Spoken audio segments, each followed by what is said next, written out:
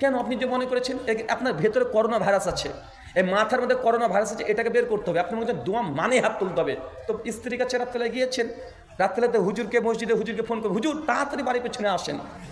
আপনি বাড়ির পেছনে এসে মুনাজাত ধরেন, আমরা স্বামী স্ত্রী আমিন আমিন বলবো। তারপরে ওই ব্রাজিল আর আর্জেন্টিনা এরকম কেউ করেন নাকি আপনারা? মানে আপনার মাথাতে ঢোকালো কে যে দোয়া মানে হাত তোলা? আরে কয়েকশো জায়গার কথা বলবো, কেউ হাত তোলে না। মানে হাত তুললে ওকে পাগল বলবে। হুজুর তারপরে হাত তুলে ক্ষতিটা কি? তারপরে ক্ষতি কি? চাচা তোলে।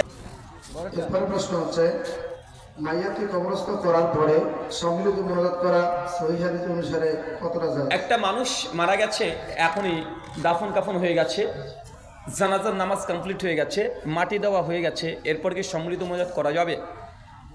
সুনান আবু দাউদ কিতাবুল জানাইজ হাদিস না 3221 আল্লাহ বলছেন, ইস্তাগফিরলি আকিকুম, তোমার মৃত ভাইদের জন্য তুমি দোয়া করো।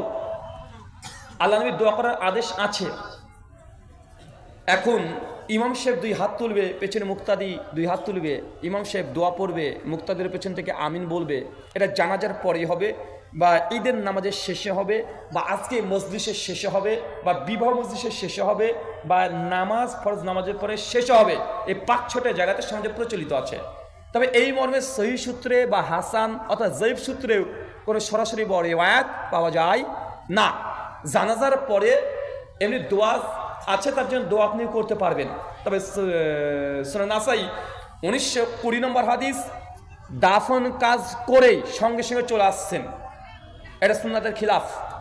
আল্লাহ নবী বলেছেন, কেউ যদি জানাজাতে উপস্থিত হয় তাহলে 1 কিরাত নেকি থাকবে, আর যদি জানাজা কমপ্লিট করে 2 কিরাত। তো আপনি মাটি দিয়ে দিয়েছেন, এটা কমপ্লিট না। কথা বুঝতে পারলেন? একসঙ্গে যখন ফিরে আসবেন, এটা একসঙ্গে ফিরে আসতে হবে। শেখ আল্লামা নাসিরউদ্দিন আলবানী রাহিমাহুল্লাহ তার আহকামুজ জানাইজে তিনি আলোচনা করেছেন যে মাটি দিয়ে দ্রুত আপনি চলে আসবেন, এই রীতি সঠিক নয়। হ্যাঁ, কাজ যদি থাকে আপনি আসতে পারেন, কাজ আপনার আছে, চলে আসলেন, কিন্তু আপনি অপেক্ষা করবেন আপনার ভাইদের জন্য, বাকিদের জন্য। কাজ কমপ্লিট করে একসঙ্গে দলবদ্ধ হয়ে চলে আসবেন। তবে এই সময়তে হাত তুলে মুনাজাত প্রমাণিত নয়, নিজের ইচ্ছে মতো যাহা দোয়া আপনি করতে পারেন। হ্যাঁ, পরবর্তী সময়তে ওই কবরস্থানে গিয়েছেন, কবর জিয়ারা করতে গিয়েছেন, কবর জিয়ারত করতে গিয়ে আপনি একা 2 হাত তুলে দোয়া করতে পারবেন। কথা বুঝতে পারলেন? কি বললাম বলেন তো চাচা? জিয়ারত করতে গিয়ে, কবর জিয়ারত করতে গিয়ে আপনি 2 হাত তুলে দোয়া করতে পারবেন। তবে দাফন করে সঙ্গে সঙ্গে এই মর্মে কোনো সহিহ হাদিস প্রমাণিত নয়। সহিহ মুসলিম প্রথম খণ্ড 219 পৃষ্ঠা আমাদের আয়েশা রাদিয়াল্লাহু তাআলা আনহা তিনি হাদিস বর্ণনা করে বলছেন যে একদিন হঠাৎই দেখছি যে আল্লাহর নবী গভীর রাত্রিতে তিনি বিছানায় নাই। আমি খুঁজে পেলাম কোথায়, অন্য কোন স্ত্রী ঘরে চলে গেলাম নাকি। পরে গিয়ে দেখছি যে আল্লাহর নবী কবরস্থানে গিয়েছেন, গিয়ে তিনি 3 বার পরপর তিনি হাত তুলে দোয়া করলেন। এই হাদিসটা অনেকে দলিল দেয় যে জানাজার পরে হাত তুলে মুনাজাত করার, কিন্তু এই হাদিস থেকে দলিল সঠিক নয়। কেন? ওই রাত্রিতে কোনো নতুন মানুষকে দাফন করে হাত তুলে দোয়া করেছে এমনটা নয়, বরং এটা পুরাতন কবরস্থান তিনি জিয়ারত করতে গিয়েছেন, জিয়ারত করতে গিয়ে তিনি 2 হাত তুলে দোয়া করেছেন। পেছনে আমাদের আয়েশা রাদিয়াল্লাহু তাআলা ছিল, তিনি দোয়াতে তিনি কি শরীক হয়েছেন? তিনি কি বলেছেন আল্লাহুম্মা আমিন? বলেনি। তার মানে এটা সমৃদ্ধ মুনাজাত দলিল না। ব্যক্তিগত একা একা দোয়া করতে পারবেন। আসলে আমাদের মধ্যে একটা ভুল ধারণা আছে, আমরা মনে করি দোয়া মানেই হাত তুলতে হবে। অনেক মানুষের দুঃখ যে কেমন কেমন হুজুর নতুন চলে আসলো, এর দোয়া করাই তুলে দিল। দুঃখ এটা, আমি বুঝি এটা আপনি দুঃখ পান যে দোয়া করছি তো হাতই তো আল্লাহর কাছে তুলেছি, পা তো আর তুলিনি, তো বেদাত কেন হবে? তাই না? এরকম আছে না? আচ্ছা, দোয়া মানে চাচা হাত তোলা নয়। দোয়া করার 3টে পদ্ধতি আছে, 3টে সুন্নাতি তরিকা আছে। কিছু কিছু দোয়া আছে আপনি একা নিজেই এই জিহ্বা নড়িয়ে নড়িয়ে দোয়া পড়বেন, দোয়া হয়ে যাবে, হাত তোলা দরকার নেই, ইমাম সাহেবকে ডাকার প্রয়োজন নেই।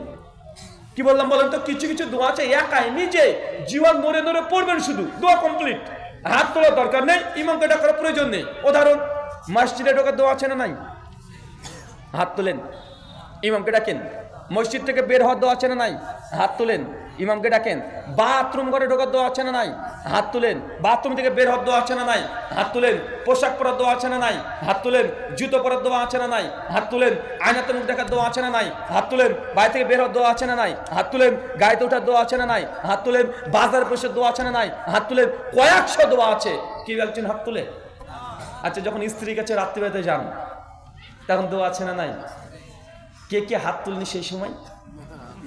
হ্যাঁ, কেন? আপনি যে মনে করেছেন আপনার ভেতরে করোনা ভাইরাস আছে, এই মাথার মধ্যে করোনা ভাইরাস আছে, এটাকে বের করতে হবে। আপনি মনে করছেন দোয়া মানে হাত তুলতে হবে। তো স্ত্রীর কাছে রাত্রেবেলায় গিয়েছেন, রাত্রেবেলাতে হুজুরকে মসজিদে হুজুরকে ফোন করে, হুজুর তাড়াতাড়ি বাড়ির পেছনে আসেন। আপনি বাড়ির পেছনে এসে মুনাজাত ধরেন, আমরা স্বামী স্ত্রী আমিন আমিন বলবো। তারপরে ওই ব্রাজিল আর আর্জেন্টিনা এরকম কেউ করেন নাকি আপনারা? মানে আপনার মাথায় তাহলে ঢোকালো কে যে দোয়া মানে হাত তোলা? আরে কয়েকশো জায়গার কথা বলবো, কেউ হাত তোলে না। মানে হাত তুললে ওকে পাগল বলবে। হুজুর তারপরে হাত তুলে ক্ষতিটা কি? তারপরে ক্ষতি কি? চাচা তোলেন, বাথরুম করে ঢোকার সময় হাত তুলবেন, একটু বাথরুম থেকে বের হওয়ার সময় করে হাত তুলবেন, মসজিদে ঢুকছেন হাত তুলে সবাই মিলে একসঙ্গে বলে এই খবরদার কেউ মসজিদে ঢুকবে না, ইমাম সাহেব দাঁড়িয়ে থাকবে না মসজিদের বাইরে, আর সবাই এই দাঁড়ান, সব কাতার দিয়ে দাঁড়ান। কেন? দোয়া হবে, মুনাজাত দিয়ে একসঙ্গে সবাই ঢুকবো। কত সুন্দর সিস্টেম হবে না ভাইজান? একসঙ্গে মুনাজাত করে সবাই একসঙ্গে মসজিদে ঢুকবেন। ক্ষতি কি বলেন তো? তাহলে এটা যদি নতুন করে শুরু করা যায়, চাচা ক্ষতি আছে নাকি? না খারাপ লাগবে? এটা ভালো হইতো, একসঙ্গে সবাই মসজিদে ঢুকবো, কত সুন্দর শৃঙ্খলাবদ্ধভাবে মসজিদে ঢুকবো, আল্লাহর ঘর ইবাদত করতে সবাই একসঙ্গে ঢুকবো। কাল থেকে ওইভাবে এই মসজিদের বাইরে সবাই দাঁড়িয়ে থাকবেন যতক্ষণ সমৃদ্ধ মোনাজাত না হচ্ছে। আমার কথায় কষ্ট পায় না, এর সুন্নাহ দ্বারা প্রমাণিত নয়। আমাদের আয়েশা রাদিয়াল্লাহু তাআলা আনহা মারফু সূত্রে হাদিস বর্ণনা করছেন, মানে আমিলা আমালান লাইসা আলাইহি আমরুনা ফাহুয়া রাদ। কোনো ব্যক্তি এমন কোনো আমল করলো যে আমল নবী আদেশ করে নাই, ফাহুয়া রাদ, সেটা বাতিল। যতই ভালো আমল হোক না কেন, আপনার বুদ্ধি দিয়ে যুক্তি দিয়ে ইবাদত তৈরি করা যায় না। ইবাদত হচ্ছে তাওকিফি, কোনো পরিবর্তন চলে না। নবী যেইভাবে যতটুকু করেছে ওটাই ইবাদত, বাড়াবাড়ি করতে পারবেন না। সহিহ মুসলিম হাদিস নাম্বার 1718, সহিহ বুখারী হাদিস নাম্বার 2697, সুনান আবু দাউদ হাদিস নাম্বার 4607, মিশকাত হাদিস নাম্বার 140, ইবনে মাজাহ হাদিস নাম্বার 14। জি।